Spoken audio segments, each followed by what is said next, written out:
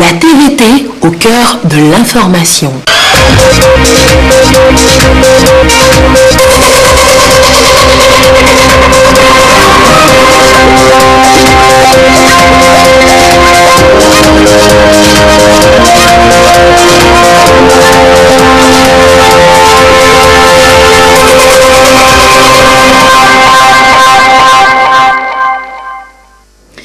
Il est l'heure du journal sur la télévision togolaise. Mesdames, Messieurs, bonsoir. Et voici les titres de cette édition.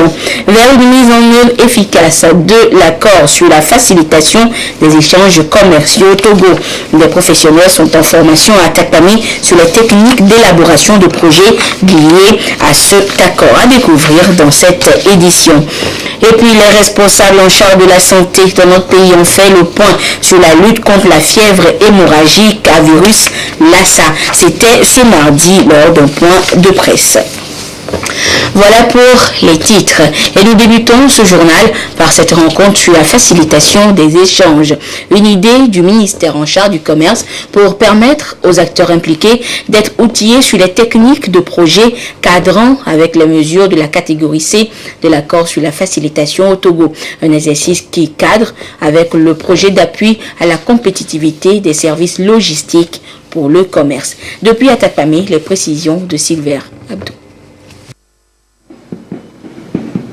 L'accord sur la facilitation des échanges entrepris par les pays membres de l'OMC, dont le Togo a été conclu en 2013 et mis en vigueur le 22 février 2017. Cet accord est un engagement qui appelle les pays membres de l'Organisation mondiale du commerce à œuvrer pour la simplification, la modernisation et l'harmonisation des systèmes commerciaux, favorisant ainsi la liberté de transit, l'accroissement des flux de commerce destinés à lever les barrières pour faciliter davantage les échanges. Pour la mise en œuvre effective des mesures issues de cet accord, le Togo doit se conformer à certaines dispositions, notamment l'élaboration des projets liés à la facilitation des échanges. C'est dans cette dynamique que se tient cette rencontre d'échange dans la perspective d'orienter les acteurs sur les stratégies et les techniques d'élaboration, non seulement pour permettre au Togo d'être en phase avec cette nouvelle donne, mais aussi de bénéficier de l'assistance technique et financière. L'une des dispositions de cet accord, en l'occurrence l'article 16, fait obligation aux États membres de fournir les renseignements sur l'assistance technique dont ils ont besoin pour mettre en œuvre les mesures de la catégorie C. Donc, c'est dans cette optique que nous avons organisé cet atelier pour passer en revue les mesures de la catégorie C et voir les projets qu'on peut élaborer et solliciter l'assistance technique pour nous aider à mettre en œuvre ces mesures de la catégorie C. Outre ces dispositions, bien d'autres avantages. Tout ce qui constitue un obstacle, des entraves au commerce doit être levé pour que le commerce soit fluide, que les opérateurs économiques ne rencontrent pas trop de difficultés dans l'exercice de leurs activités. Cet accord prévoit aussi les mesures devant permettre d'assurer une coopération effective entre les pays en ce qui concerne le respect des procédures douanières. À cela s'ajoute la facilitation des échanges pour les opérateurs économiques ainsi que la gestion des risques pour améliorer davantage les relations commerciales. L'année 2019 s'annonce propice pour les investissements au Togo. Les indicateurs en matière d'amélioration du climat des affaires sont au vert. Les projets prioritaires enregistrés pour la réalisation du plan national de développement PND 2018-2022 créent de l'attraction. Le Togo comme destination d'investissement, c'est un dossier qui retrace ce soir les potentialités devenues des opportunités et surtout le cadre favorable aux investissements. Et ce dossier est réalisé par Augustin Kossi. Togo, nouvel appétit des investisseurs en 2019. Intéressé par beaucoup de pays, l'année 2019 va marquer pour le pays un début d'une transformation économique. Le PND, Plan national de développement 2018-2022, devra atteindre une vitesse de croisière avec l'amélioration du climat des affaires et l'émergence de nouveaux secteurs porteurs de croissance. Le PND table sur plus d'1 million d'emplois directs et indirects à l'horizon 2022 et le Togo se positionne aujourd'hui comme un des meilleurs réformateurs au monde en matière d'amélioration du climat des affaires. Des résultats à capitaliser donc en 2019.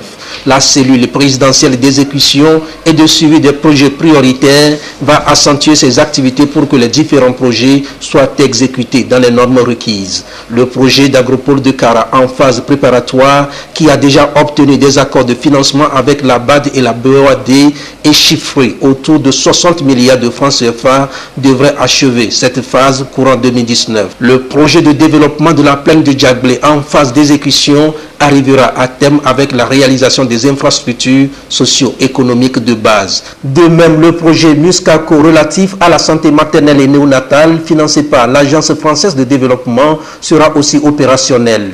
Pour le projet d'identification biométrique des populations, les études étant achevées, le choix du prestataire ainsi que la stratégie définie, tout sera mis en œuvre. Les travaux de réalisation du parc logistique et multiservice qui a pour vocation de désengorger le port autonome de Lomé et renforcer ses capacités logistiques vont aussi démarrer. L'année 2019 rythmera ainsi avec les projets phares du PND en référence à l'axe 1 qui est la mise en place d'un hub logistique d'excellence. On envisage des projets tels que le développement de la compagnie aérienne Askai et le projet de construction d'un centre de conférence. Les projets concernant la desserte des pays de l'Iterland, mais aussi le corridor Est-Ouest et la construction d'un port sec, par exemple à Saint-Cassé, évolueront positivement. Pour ce qui est de l'axe 2, qui est le développement de la transformation agricole et l'industrie manufacturière et extractive, l'accent sera mis notamment sur le projet de construction et de gestion d'un parc industriel à Adétikopé. Les projets dans le secteur agricole et le développement de la filière manioc. Dans l'axe 3, l'électricité et le projet d'électrification biométrique devaient entrer dans leur phase opérationnelle. La construction des IFAD, Institut de formation pour l'agrodéveloppement, permettra de renforcer l'employabilité des jeunes et accélérer l'ouverture des 2 IFAD déjà lancés. Grâce au Business Forum en Chine l'an dernier, le Togo a gagné en visibilité et a suscité l'intérêt des compagnies rencontrées. Ces investisseurs savent désormais positionner le Togo sur la carte de leur future destination. De plus, l'accord signé entre Togo Invest et China Merchant Group en vue d'entamer les études pour une zone économique spéciale est en voie d'opérationnalisation. Le Togo s'est également vu confirmer son adhésion à la Banque asiatique pour l'investissement dans les infrastructures. Un forum des affaires Togo-UE est annoncé pour le 2e trimestre de l'année 2019. Le PND sera également l'objet d'attraction des investisseurs du vieux continent.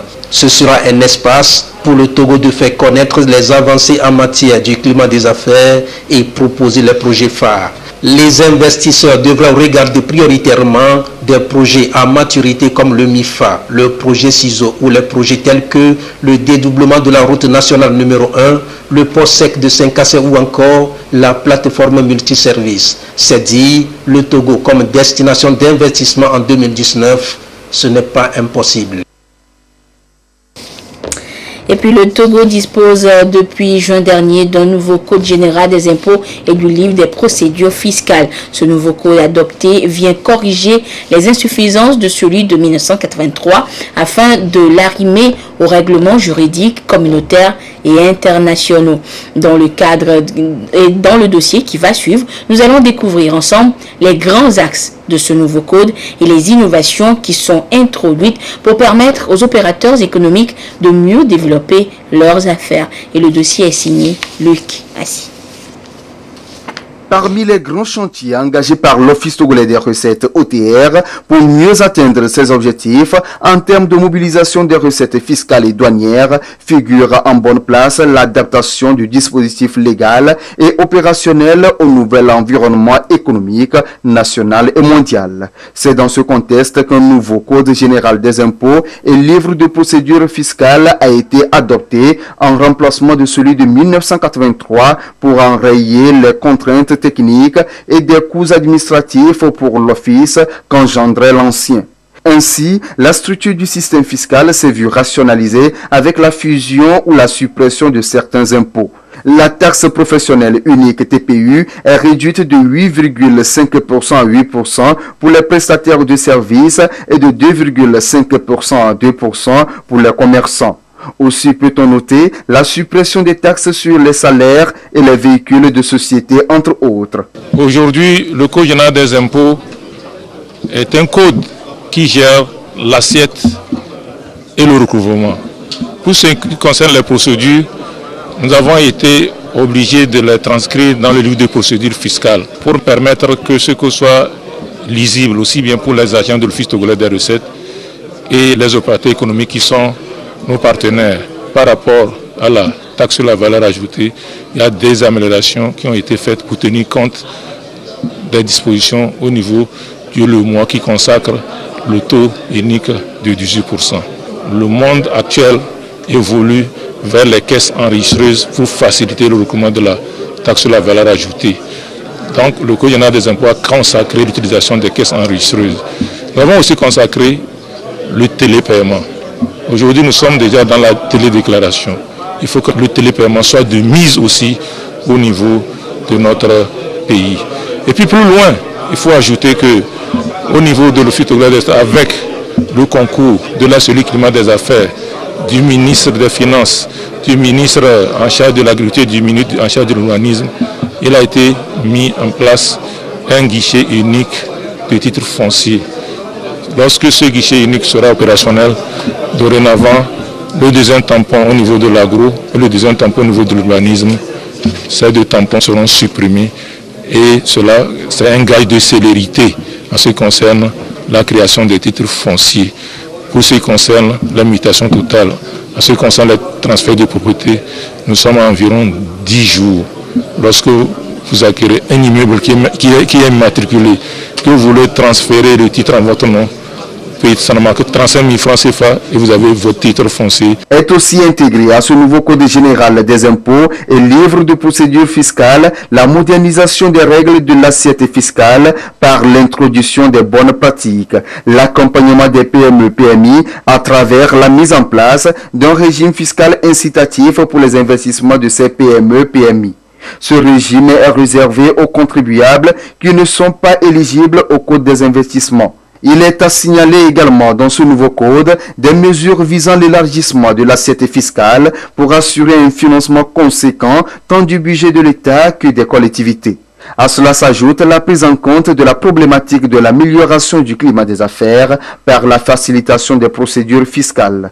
Dans le nouveau Code général des impôts, il a été consacré la suppression de toute disposition fiscale qui générait la création des entreprises, notamment la suppression des droits d'enregistrement à la création des sociétés et les droits d'enregistrement à l'augmentation de capital par incorporation de réserves.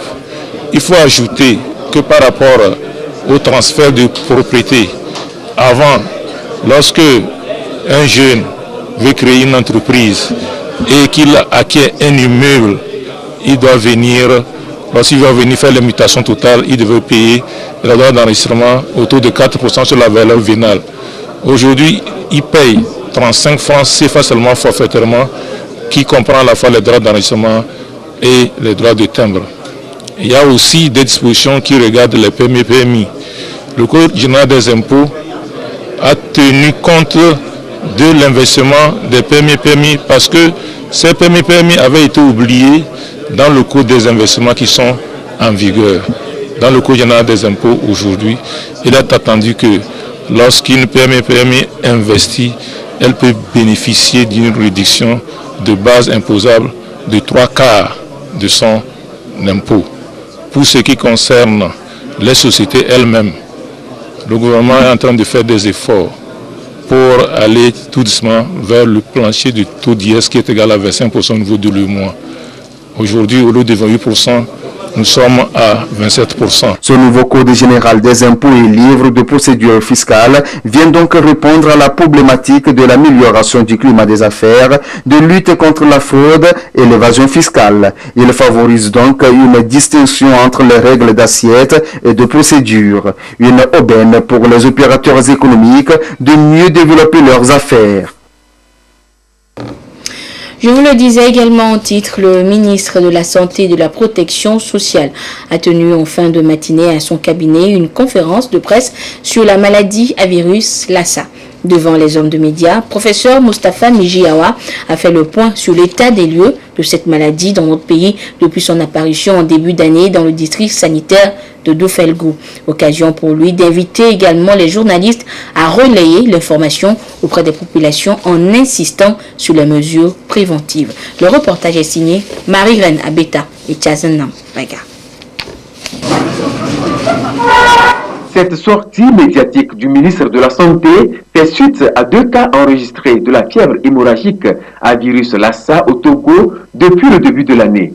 Si le cas apparu dans le district de Dofelgou est confirmé, celui suspecté à Kaoudjo, même s'il paraît probable, ne l'est pas faute d'examen à cause de l'inhumation immédiate de la défunte.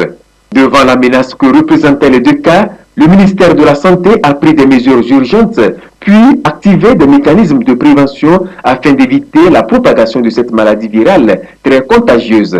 Le point de l'ensemble des dispositions prises est fait ici aux hommes et femmes des médias. Depuis quelques années, nous avons eu à enregistrer quelques cas et à chaque fois nous avons eu des cas qui ne sont pas ce qu'on peut appeler des cas autochtones, c'est-à-dire que nous avons des pays voisins où sévit la maladie de façon endémique, et compte tenu du fait que nous avons des compatriotes qui vivent dans ces pays-là, de temps en temps, ces compatriotes, quand ils viennent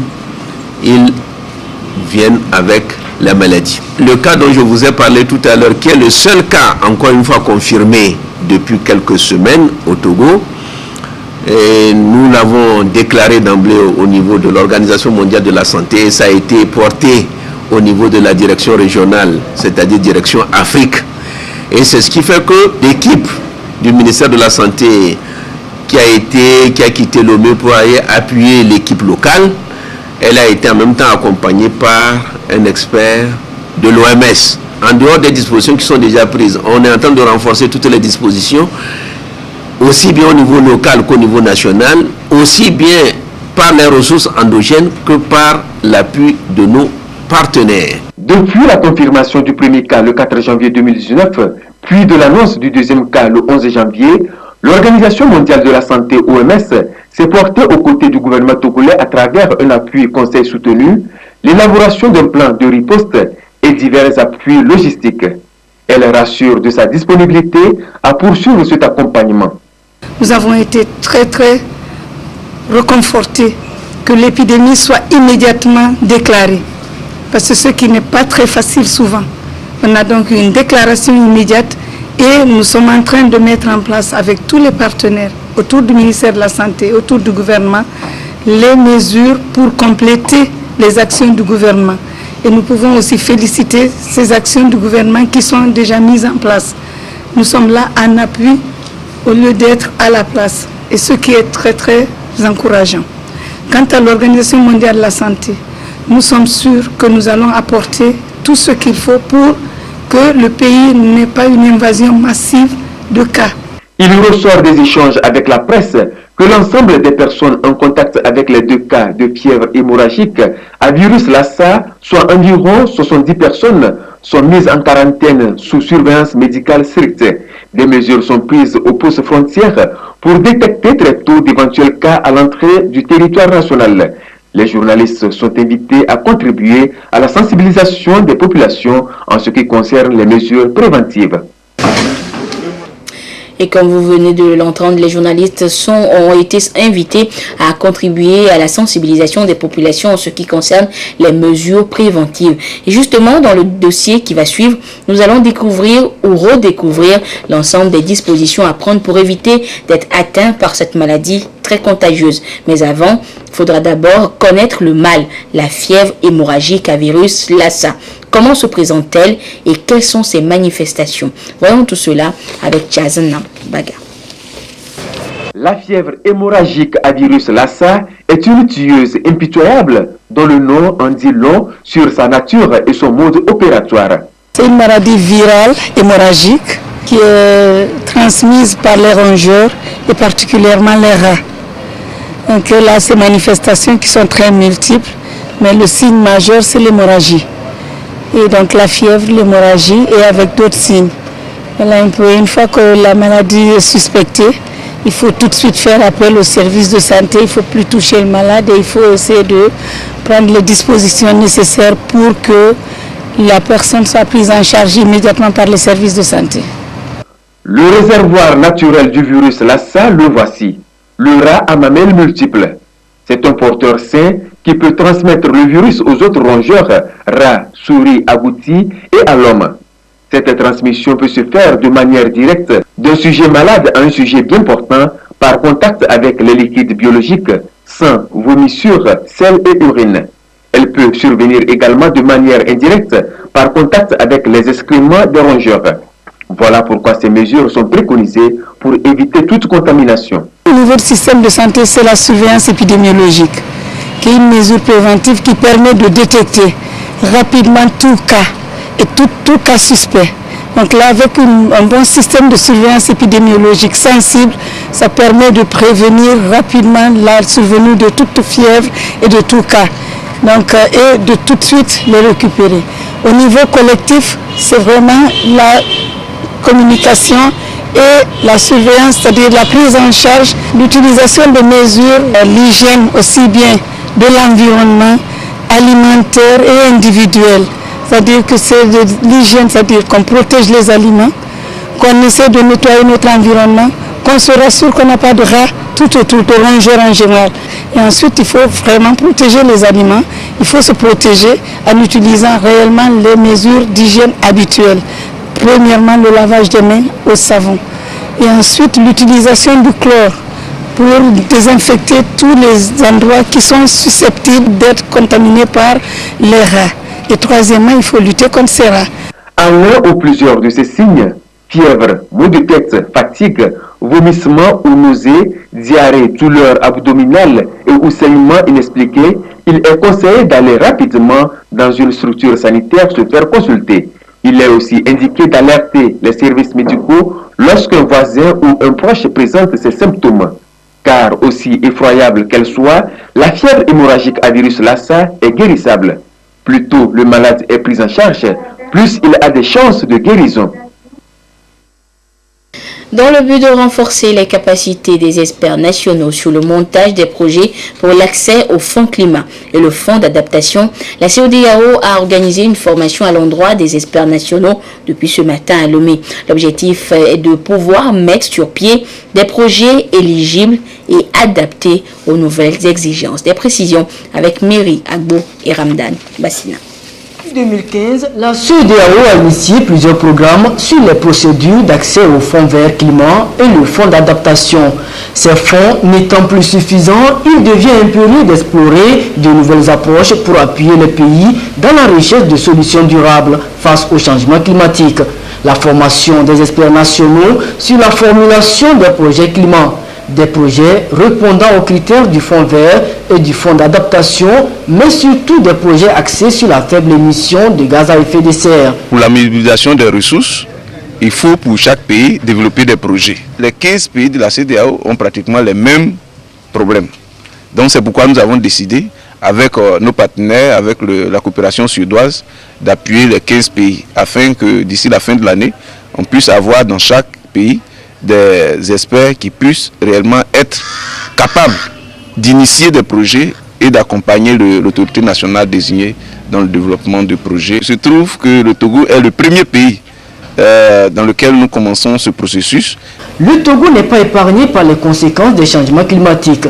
Conscient de la situation, le pays s'emploie à avoir accès à des fonds, mais certains projets restent à soumettre. Cette formation est donc la bienvenue pour renforcer les capacités des experts du Togo sur la formulation des projets bancables. Il appartient, par rapport à la complexité maintenant, de savoir comment s'organiser pour que ça puisse être des réponses holistiques au niveau national, pour qu'on puisse répondre, avoir des mesures plus adéquates, plus idoines aux différentes préoccupations de nos populations en matière de changement climatique. Atténuation, adaptation, transfert de technologie et renforcement des capacités, des axes sur lesquels des financements qui seront obtenus vont porter. Cette formation est soutenue par la CEDEAO et le Fonds suisse.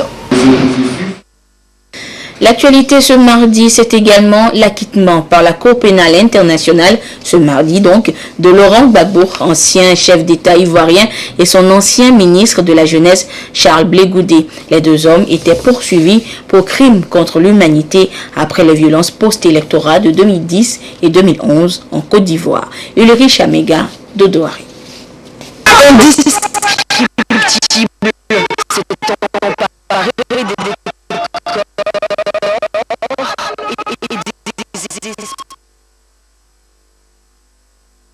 De crimes contre l'humanité a été acquitté ce mardi. Le juge a ordonné sa libération immédiate. Le peuple ivoirien, celui qui soutient le président Laurent Gbagbo, est dans le vrai depuis le début. Ce qui est important, c'est la vie. Nous voulons maintenant bâtir une nouvelle Côte d'Ivoire, le rassemblement des Ivoiriens. Dans la foule, une déçue. La Fédération internationale des ligues des droits de l'homme n'imagine pas une Côte d'Ivoire unifiée, après ce qu'elle estime être une grande injustice. Nos pensées vont aux victimes qui actuellement n'ont pas obtenu justice. Des victimes qui finalement font face au fait qu'elles n'auront ni compensation ni réparation des crimes commis contre elles. Si Laurent Gbagbo et son homme de main Charles Blé Goudé ont été acquittés, c'est que l'accusation n'a pas apporté assez de preuves selon la CPI. Les avocats des deux hommes s'en félicitent. La décision d'acquittement rendue aujourd'hui par les juges est de notre point de vue une victoire de la justice, une victoire de la Cour pénale internationale. Les juges ont fait preuve de professionnalisme et d'indépendance. Reste encore un dernier épisode. Demain sera rendue la décision définitive, car le procureur peut encore faire appel de la libération immédiate, mais aussi de l'acquittement. Libération immédiate ou différée, les partisans de Laurent Gbagbo attendent son retour au pays avec une immense impatience. Un reportage donc de nos confrères de TV5 Monde. Et au Kenya, dans la capitale Nairobi, un complexe hôtelier de luxe a été pris pour cible d'une attaque ce mardi. Une attaque revendiquée par les islamistes Shebab. Bilan, 5 morts. Scène de panique dans ce complexe hôtelier de Nairobi. Des dizaines d'employés, de clients sont évacués sous escorte militaire. Une attaque terroriste vient d'avoir lieu à l'intérieur du bâtiment. Il y a des gens qui sont cachés dans les toilettes, dans les magasins. Certains sont sous leur bureau. Il y a encore beaucoup de monde à l'intérieur. Depuis le début de l'après-midi, plusieurs membres d'un groupe islamiste somalien lié à Al-Qaïda sont retranchés dans cet hôtel de luxe. Alors que les militaires se déploient, des coups de feu retentissent. La situation est confuse.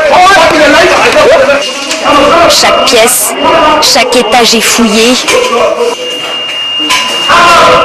Les employés contrôlés. La police kenyane évoque ce soir une attaque coordonnée par un commando dont un des membres se serait fait exploser. Un témoin affirme les avoir aperçus. J'ai vu 3 hommes avec des t-shirts kaki, des pantalons kaki. Ils portaient des munitions et beaucoup de balles. Il y a quelques minutes, la police kenyane a annoncé avoir sécurisé 6 des 7 étages de l'hôtel, mais la situation n'est toujours pas sous contrôle. L'attaque a fait plusieurs morts. Retour en page nationale avec Miss Togo 2018 qui est à Bafilo. La reine de la beauté élue en août 2018 est originaire de cette ville. Elle y est allée à l'occasion de la fête traditionnelle des populations d'Assoli, Kamaka, et elle a profité pour lancer son projet social qui consiste à recenser les femmes victimes de la fistule obstétricale et leur apporter les soins adéquats. Depuis Bafilo, la correspondance de Nestor Monzo. C'est au son de Fouissi que la Miss Togo a été accueillie à l'entrée de la concession familiale à Bafilo, dans le quartier Wawandé.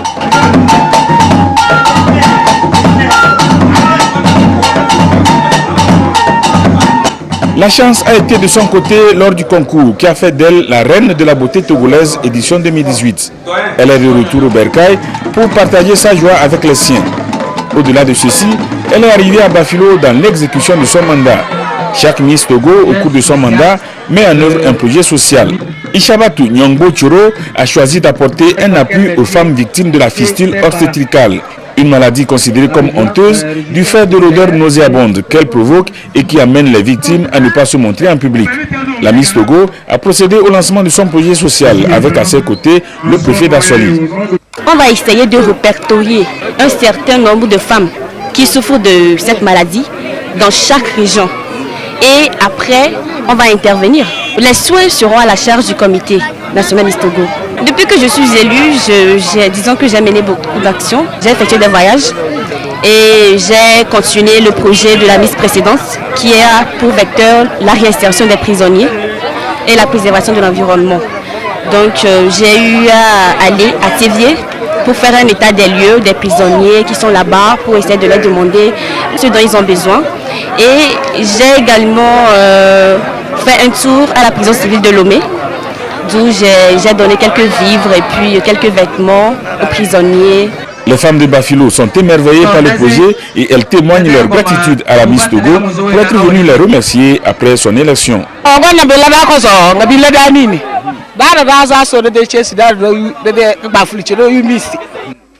Nous sommes très contents de l'arrivée de la Miss. Nous sommes très fiers à Bafilo que la Miss soit originaire d'ici. Elle a porté haut le nom de notre milieu. Nous aussi, nous prions pour que Dieu exauce ses vœux. Elle nous a parlé de son projet concernant les femmes qui souffrent de la fistule obstétricale. Nous la remercions beaucoup et espérons que ce projet atteigne les objectifs qui lui sont assignés.